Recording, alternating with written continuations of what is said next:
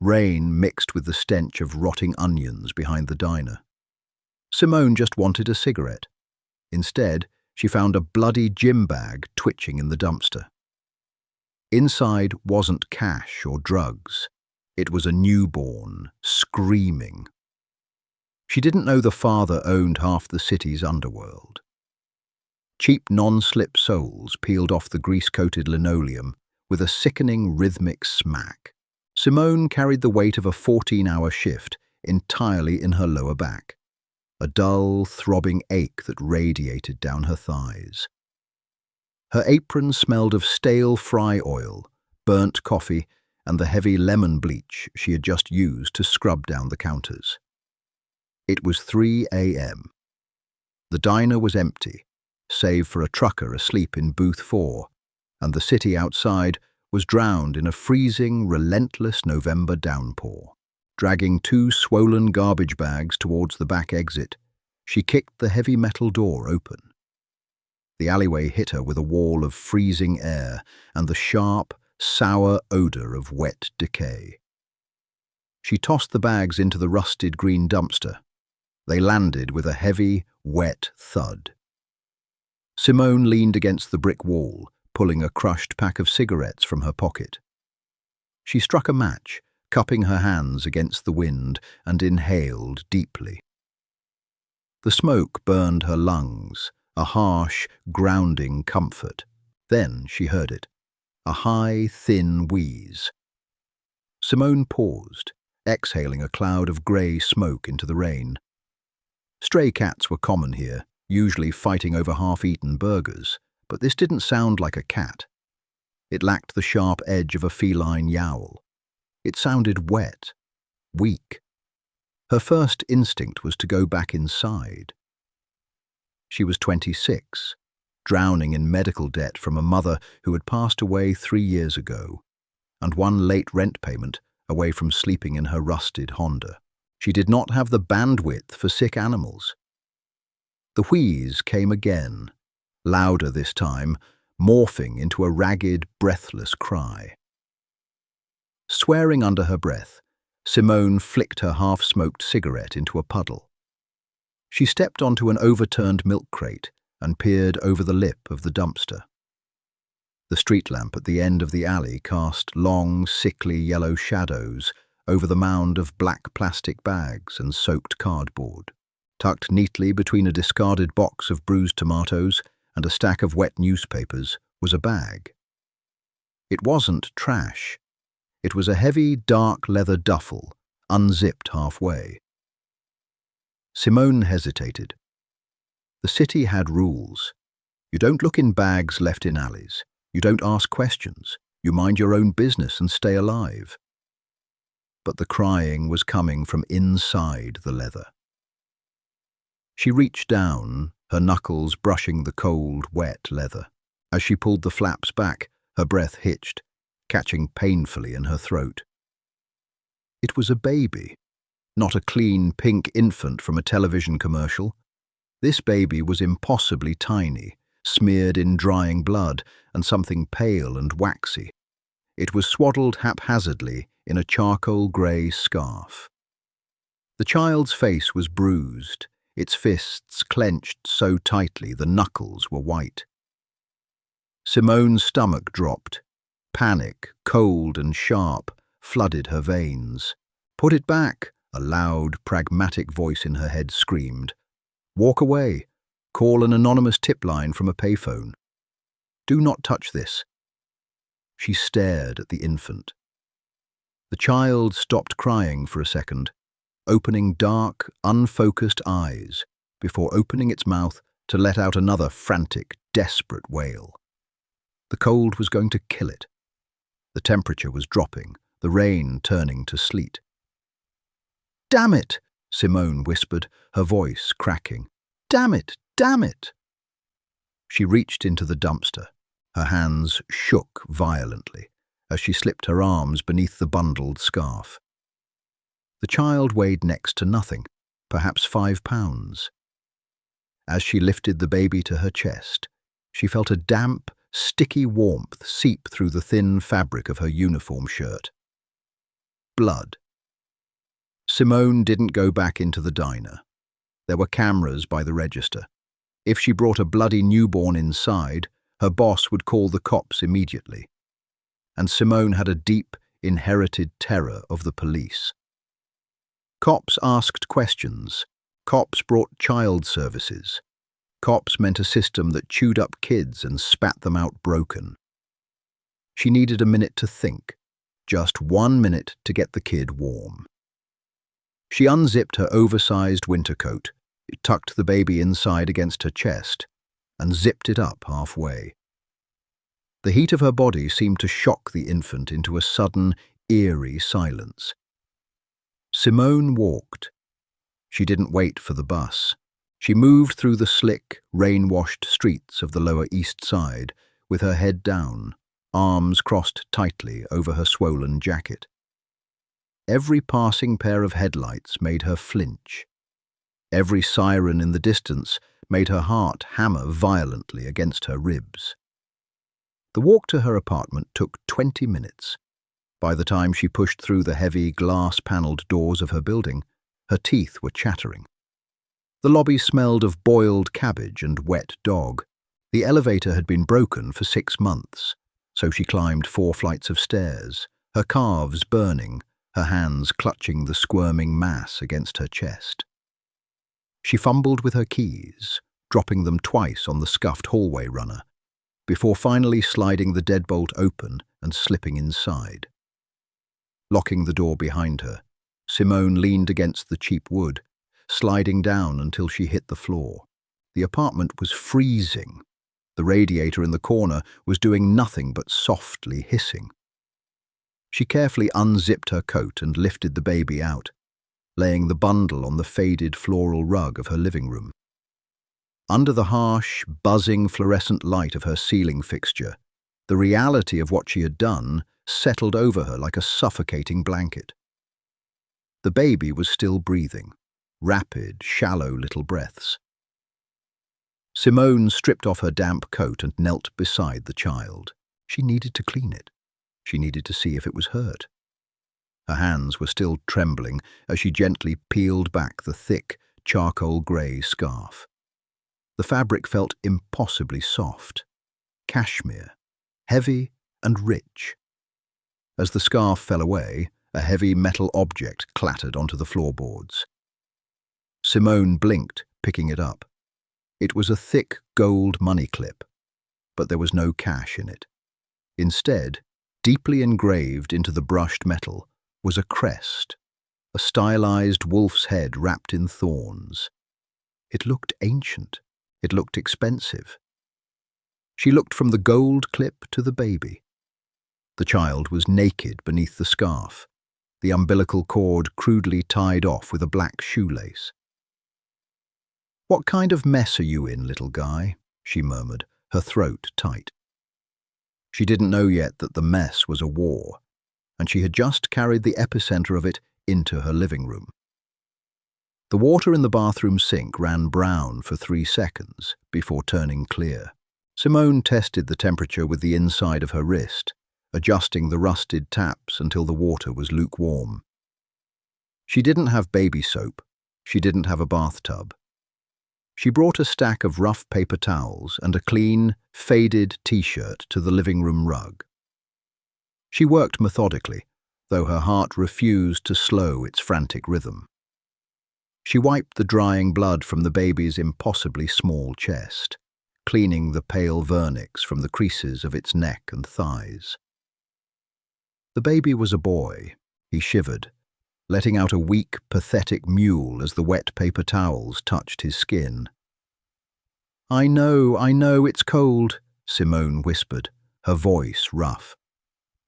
She wrapped him tightly in the clean t-shirt, then fetched her thickest fleece blanket from her bed and swaddled him again. He was rooting, his tiny head whipped side to side, mouth open, searching blindly against the fleece. He was starving. Simone sat back on her heels, staring at the ceiling. She had half a carton of skim milk and a bottle of tap water in her fridge. "Okay," she muttered, pushing herself up from the floor. Okay, bodega, corner store, formula, bottles. They have to have that, right? She looked at the baby. Leaving him alone, even for 5 minutes, felt like a crime. But he needed food. She couldn't feed him water. She couldn't feed him skim milk. She grabbed her keys and a $20 bill from her tip jar. "Don't move," she told the infant, immediately feeling stupid. She locked the deadbolt from the outside and sprinted down the 4 flights of stairs. 3 miles away, in the penthouse of a glass-walled high-rise, a different kind of panic was tearing a room apart. Vincent stood by the floor-to-ceiling windows, staring out at the rain-slicked city. His white dress shirt was ruined, stained crimson across the collar and cuffs. His knuckles were raw, split open, and weeping blood. Behind him, the penthouse was a wreck of shattered glass and overturned mahogany furniture. His men, 3 of them, dressed in dark suits, stood silently by the door, not daring to breathe too loudly. 4 hours, Vincent said. His voice was quiet, dangerously quiet. It lacked the theatrical rage of a lesser man. It was a flat, hollow sound, stripped of all humanity. "You're telling me that the Bratva hitters breached my secure wing, slaughtered my nurses, and vanished with my son, and it has been 4 hours. Arthur, his lieutenant, stepped forward. He looked at the floor. "Boss, we found the extraction vehicle, burned out by the docks, the Russians who took him. We found them too, dead. Someone else hit them before they could make the exchange." Vincent turned slowly. His face was a mask of cold, flawless stone, his dark eyes dead and empty. "Where is my son, Arthur?" "We?" Arthur swallowed hard. "We lost the trail at the docks, but—" He held up a tablet. "The cashmere wrap, the one you had custom made for the nursery. It has a micro-tracker woven into the lining. We thought it was destroyed in the fire. It just came online 10 minutes ago." Vincent stared at the blinking red dot on the tablet screen. It wasn't at the docks. It was in the Lower East Side, deep in the slums. "Get the cars," Vincent said softly. Simone sprinted back up the stairs, 2 at a time, a plastic bag swinging wildly from her wrist. Inside were 2 cans of powdered formula, a cheap plastic bottle, and a box of diapers that had cost her entirely too much. Her lungs burned. She jammed her key into the lock, twisted, and threw the door open. The apartment was exactly as she had left it. The baby was still on the floor, wrapped in the fleece blanket, crying weakly. Simone exhaled a massive breath, dropping the plastic bag onto the counter. "I got it," she panted, moving toward the tiny kitchenette. "I got food. Just give me a second to figure out how to mix this stuff." She tore the seal off the formula can, her hands shaking from the adrenaline and the cold. She filled the plastic bottle with bottled water, dumped 3 scoops of powder in, and shook it violently. As she walked back into the living room, bottle in hand, she heard a sound that made her blood turn to ice. It was the heavy, synchronized thud of car doors slamming shut. Not one door, dozens. Simone walked slowly to her window and peered through the broken blinds. The street below, usually lined with rusted sedans and overflowing trash cans, was completely blocked off. 4 matte black SUVs sat idling in the rain. Men in dark suits were pouring out of them, moving with terrifying silent efficiency. They were surrounding the entrance to her building. Her breath hitched. She looked back at the baby, then at the gold money clip sitting on her coffee table. A wolf wrapped in thorns. She didn't know who they were, but she knew what they were. You didn't grow up in this city without recognizing organized violence when it parked on your street. They were here for the baby. Heavy, rapid footsteps echoed in the stairwell. They were already on the third floor. Simone's survival instinct, honed by years of living in rough neighborhoods, screamed at her to run. The fire escape was right there. She could open the window, climb down the rusted iron ladder, and disappear into the alley before they even breached her door. She took a step toward the window. The baby let out a sharp, pathetic cry. Simone stopped. She looked at the tiny bundle on her rug. If she left him, she would live. If these men were the ones who dumped him in the trash, they were coming to finish the job. If they were the family he was stolen from, they would kill her simply for touching him. The footsteps reached her floor, heavy boots marching down the narrow hallway. Simone closed her eyes, letting out a shaky, terrified breath. "I'm an idiot," she whispered. She turned away from the window, walked over to the rug, and scooped the baby up. She held him tightly against her chest, wrapping her arms around him defensively. She didn't run. She stood in the center of her cramped, peeling living room, staring at the door. Crack! The door didn't just open, it exploded inward, the deadbolt tearing out of the cheap wood frame in a shower of splinters. 3 men rushed in, guns drawn, sweeping the tiny room in a split second. Laser sights danced across Simone's chest, painting her in little red dots. She didn't scream. Her throat was too tight, locked in absolute, paralyzing terror. She just squeezed her eyes shut and held the baby tighter. "Clear!" one of the men shouted. "Clear!" The men lowered their weapons, stepping aside. Through the ruined doorway, a man walked in. Simone opened her eyes. He didn't look like a thug. He was tall, dressed in a bespoke suit that cost more than her life. But his white shirt was stained with blood, and his knuckles were battered. His dark eyes locked onto her, and the temperature in the room seemed to drop 10 degrees. Vincent stepped over the splintered wood, his gaze dropping from Simone's terrified face to the bundle in her arms. He didn't speak. He walked slowly toward her. Simone backed up, her heel hitting the edge of the coffee table.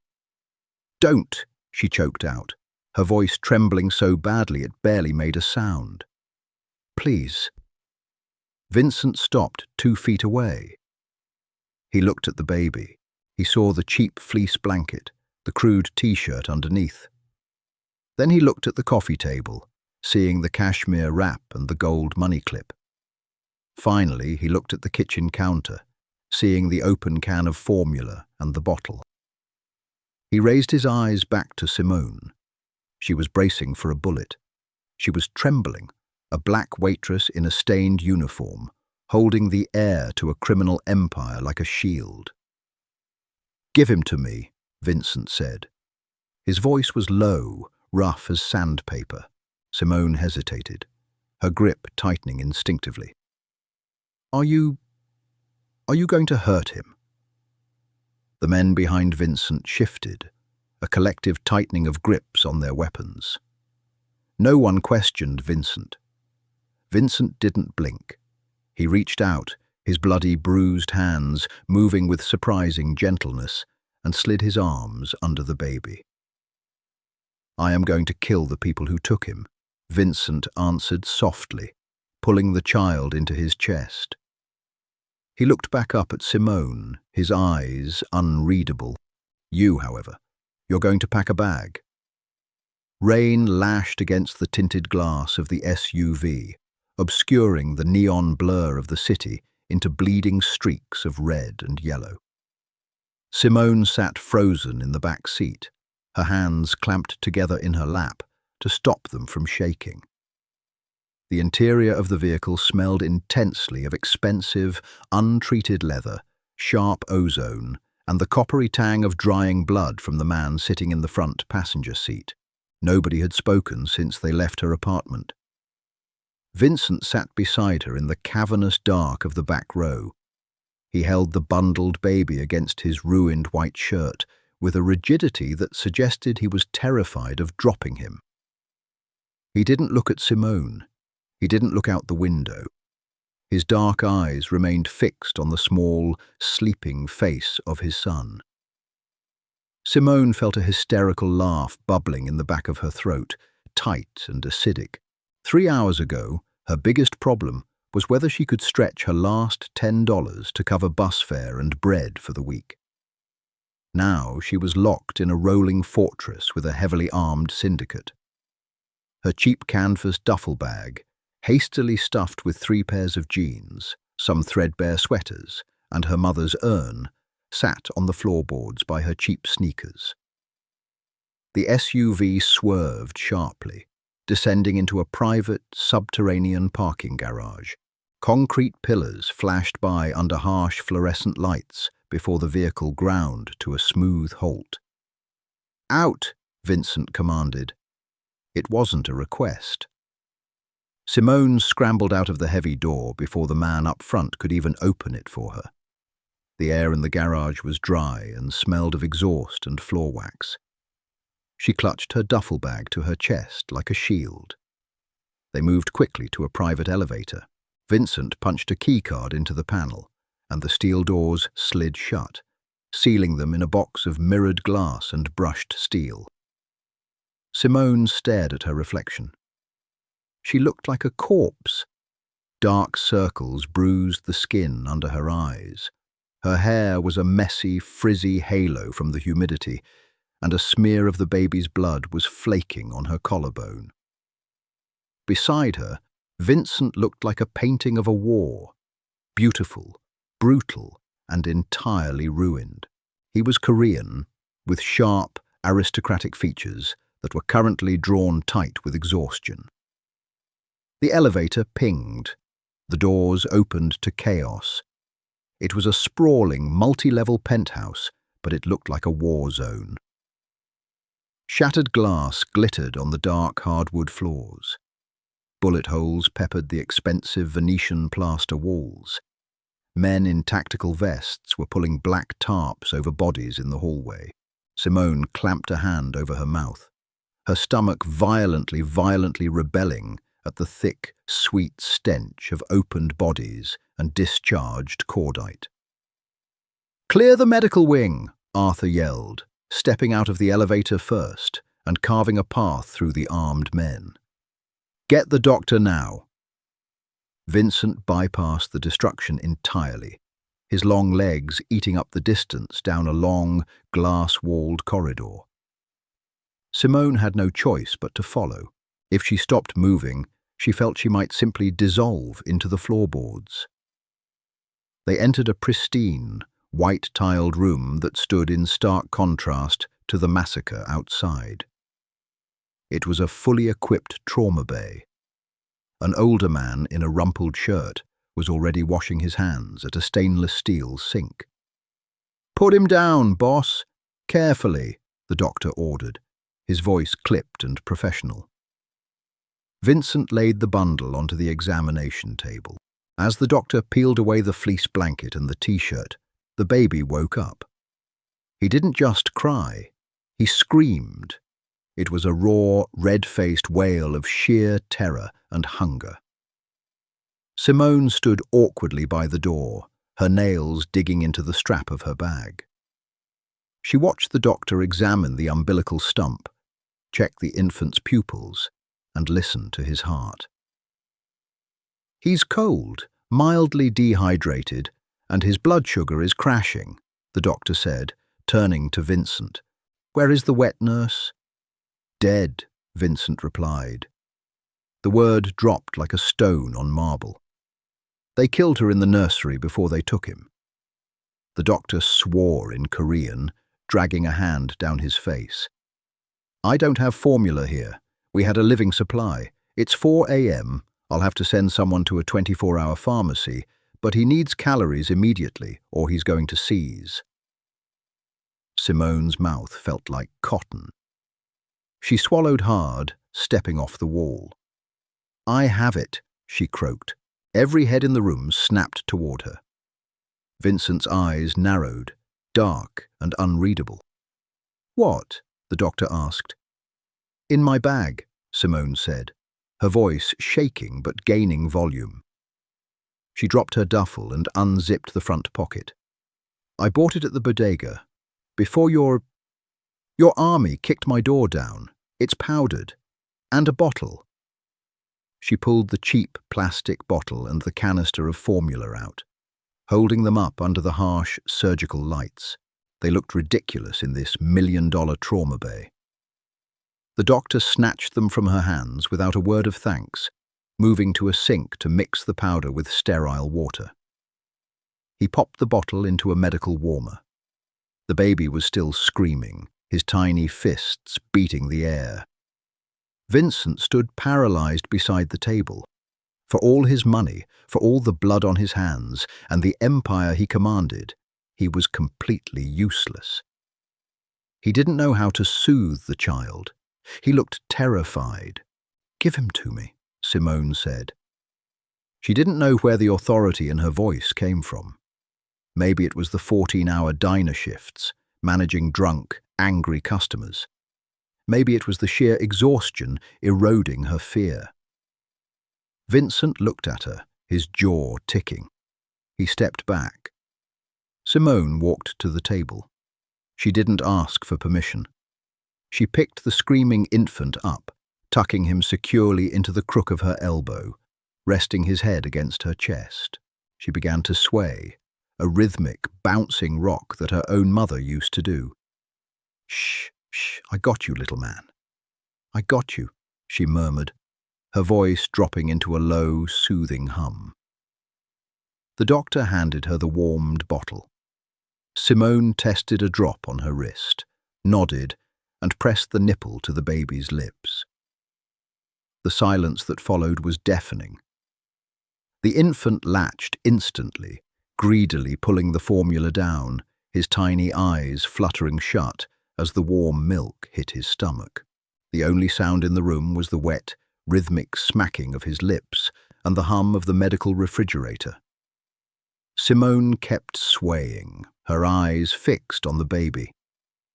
She could feel Vincent watching her. The weight of his gaze was a physical pressure, heavy and suffocating. "Who are you?" Vincent asked quietly. Simone didn't look up. Nobody, just a waitress who wanted a cigarette. Dawn broke grey and miserable over the city.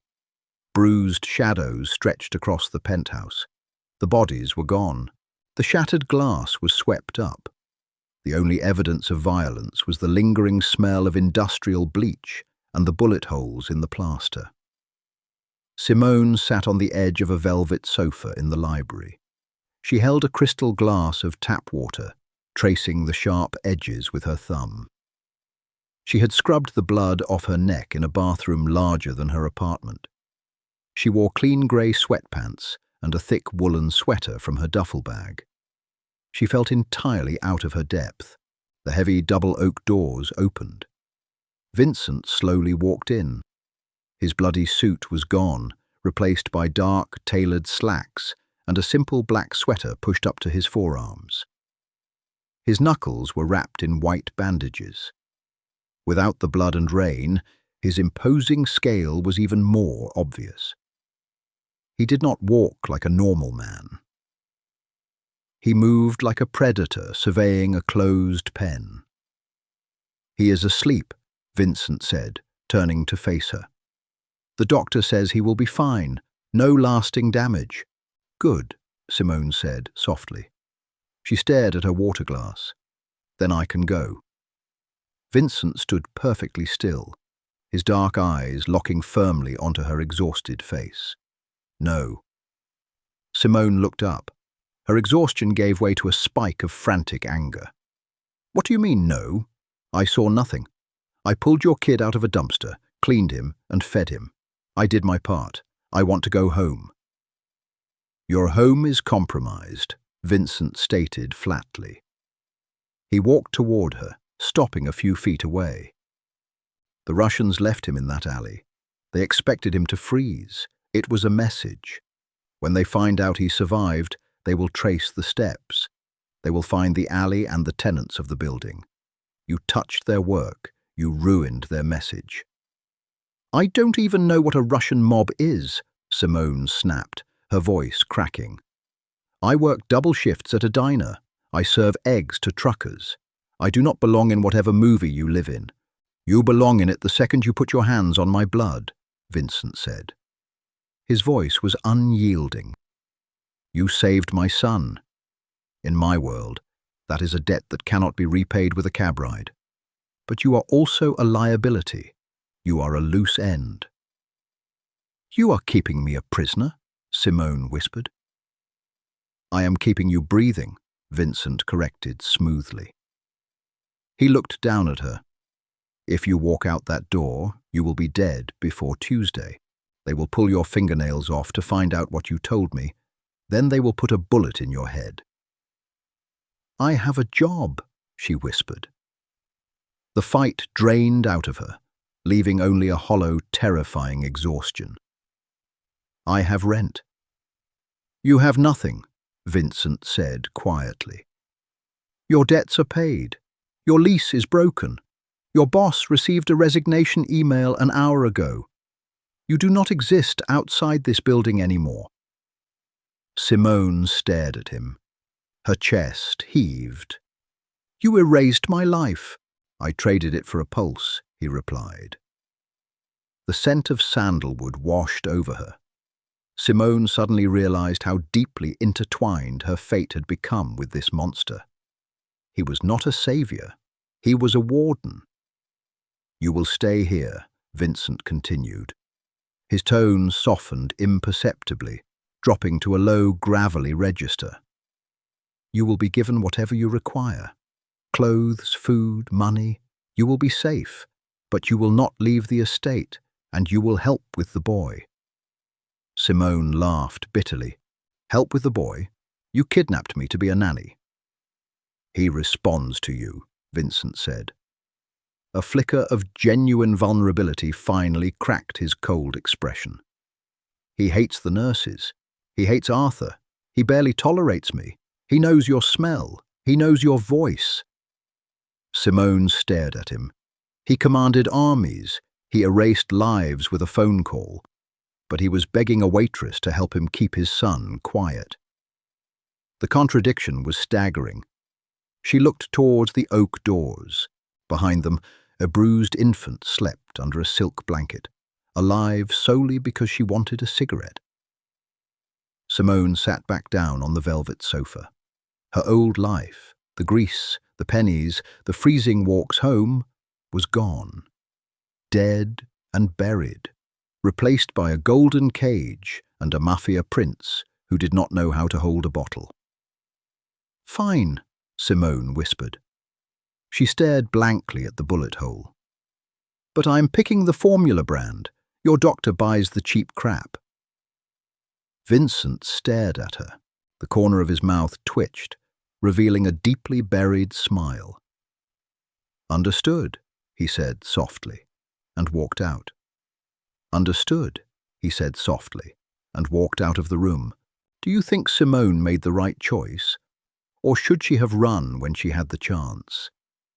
If you want to see how she survives the deadly politics of Vincent's criminal empire and the undeniable tension growing between them, hit that like button, share this video with your fellow dark romance readers, and subscribe for part 5. Drop a comment below on what you think the Bratva will do next.